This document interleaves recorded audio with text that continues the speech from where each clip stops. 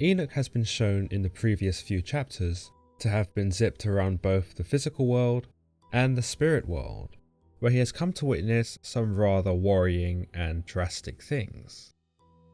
If you thought our hero would be getting a break at some point soon, well, you'd be wrong. For having travelled thus far with the Archangel Uriel, he is then pawned off onto the Archangel Raphael and shown yet another impressive monument.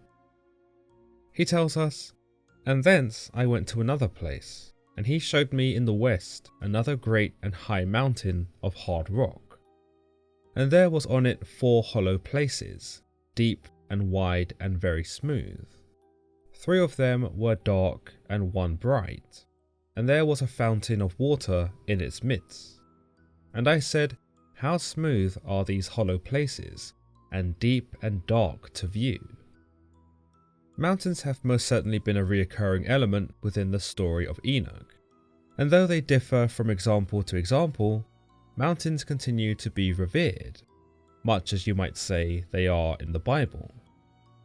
Many significant events take place upon the mountains in the Bible, and it was once believed that it was at the peaks of mountains that one would be able to commune with God, perhaps on the account that mountains were and still are the highest places on the earth, and perhaps the closest physical places to the heavens.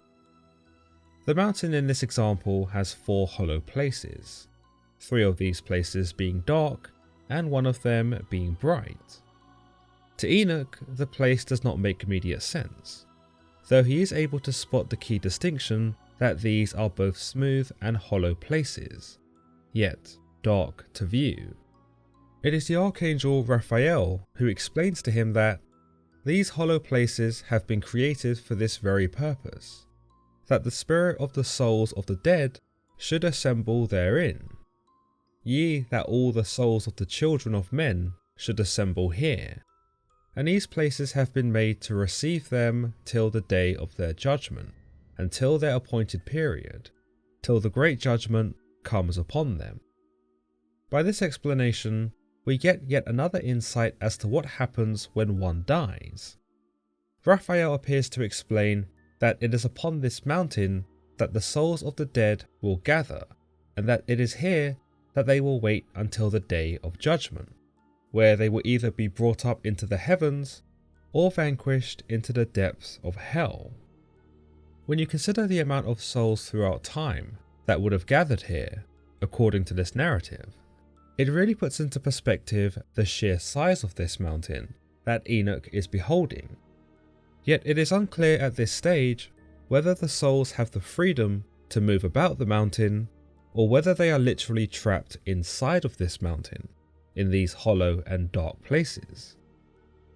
But in the subsequent passage, there does appear to be at least one character who maintains some form of consciousness, and he appears to be not only active in his attempts to get God's attention, but also frustrated and bitter, suggesting that despite being dead or being reduced to a soul, one would still feel emotion and maintain the memories of their physical life.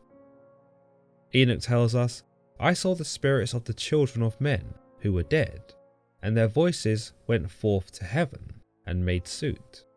And I asked Raphael, the angel who was with me, and I said unto him, This spirit, whose is it? Whose voice goeth forth and maketh suit to heaven?" So indeed, Enoch does appear to hear several of these voices making a petition to God, perhaps trying to bargain their way into heaven, or trying to justify why they belong there instead of upon this mountain, or worse yet, in hell. There is one man though who catches Enoch's attention, perhaps on the account of how passionately and vividly he petitions to God. Raphael tells him, "This is the spirit which went forth from Abel, whom his brother Cain slew, and he makes his suit against him, till his seed is destroyed from the face of the earth, and his seed is annihilated from amongst the seed of men." It seems like quite a fortuitous encounter for Enoch to have, especially considering that Abel, outside of his death, is largely overlooked as a biblical character. His brother Cain, being the first murderer, and perhaps being one of the originators of sin upon earth, usually takes much of the spotlight. But it's also quite intriguing to find Abel here in this place of dead souls, for we are also privy to his perspective. As you might imagine, Abel appears to be outraged that he has been killed, and is not subtle in vocalizing this at all. He makes suit against Cain, or in this instance, condemns his brother, and seems so adamant in avenging his own demise that he will not stop until all of Cain has been erased, not just Cain himself, but also his offspring. Such is the level of Abel's anger and hatred towards his brother, that he won't rest until those even remotely associated with Cain, by being his offspring, are destroyed too. It's unfortunate then that Enoch spends so little time gaining further understanding of Abel, but instead turns his attention back to the hollow places of the mountain, asking Raphael as to why the places were separated from each other. And Raphael explains that these have been made that the spirits of the dead might be separated, and such a division has been made for the spirits of the righteous, in which there is the bright spring of water, and this has been made for sinners when they die, and are buried in the earth, and judgment has not been executed upon them in their lifetime. So by this, we can gather that these separations in the mountain also come with an interior that corresponds with how one had lived their lives upon earth. From Raphael's explanation, we can see that if one was righteous, then they could find themselves in the separation that contains a bright spring of water, and that this would be an indication that one was going to heaven upon the day of great judgment. Yet he then speaks of the other separation being merely a barren place for those who have sinned upon the earth, and it is unclear if they will even have consciousness, given that all he says is that they will be buried in the earth. He does continue, however, that here their spirits shall be set apart in this great pain, till the great day of judgment, scourgings and torments of the accursed forever, so that there may be retribution for their spirits. There he shall bind them forever. Going by this additional detail, Raphael seems to imply that the spirit, or the soul, will be the essence that suffers here. But due to our physical form, it is impossible to explain the intensity of this spiritual pain, but that it will indeed last forever upon those who are deemed unrighteous upon their deaths. Interestingly, there is a small implication here by Raphael that there is some possibility of retribution that can be achieved, though he does not elaborate on this further.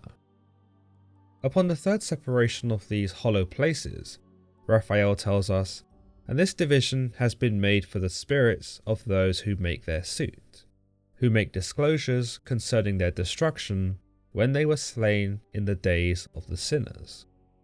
This is likely the place where Abel finds himself, a place comparable to a court, if you will, where one is given the chance to voice their disconcertment as to how they died. Abel, of all people, is one of the characters from the Bible who would have perhaps the most reason to be here, and thus it becomes much less an arbitrary encounter by Enoch, and instead a relevant observation. Abel was of course blindsided by his brother when he was killed, and it's debatable as to whether Cain would have successfully killed Abel had he not led him out into the field in the first place. Of course, we cannot be sure of the specifics of that encounter, given the Bible is quite brief as to the conditions of the murder, but it makes sense as to why Abel is here and why he is so tenacious with his condemnation of Cain. This separation that Abel finds himself in is the third of 4 divisions upon the mountain, and you might say that this is a place that one can attempt to reason with God, and or make requests of him. The fourth and final separation upon this mountain is reserved for the spirits of men who are godless. This division is quite a controversial one, in that it seems to imply that if one is not God-fearing, but additionally not a bad person, they do sacrifice their chances of getting into heaven. But that does not reserve them a place in hell. Instead, they will simply die. Their spirit will be void, and they will not be brought back to consciousness on the day of judgment. Raphael states, "And this has been made for the spirits of men who shall not be righteous, but sinners, who are godless, and of the lawless they shall be companions. But their spirits shall not be punished in the day of judgment, nor shall they be raised from thence." What might be gathered from Raphael's declaration is that those men who are godless are still essentially sinners, and because they then might keep the company of other sinners and the lawless, they are complicit. But because they do not actively participate in such immoralities, nor cause harm in their existence, they will not be punished. Whilst this does promote the mercifulness of God, and paints this supreme being as both benign and fair, it does contradict a lot of core biblical ideas that the denial or ignorance of God warrants damnation. Yet it does promote a more liberal idea, in that one is free to believe as they wish, so long as they are not causing harm and not infringing on core biblical rules, with the only caveat being that resurrection will not be offered. In any case, Enoch ends this chapter by blessing his Lord and praising him for his supremacy over the world. But I'm sure there are a ton of ideas and interpretations that you may have on this chapter of the Book of Enoch, so feel free to share in the comments below. As always, if you've enjoyed today's installment, then don't forget to give it a thumbs up and don't forget to subscribe for more content just like this. Until next time.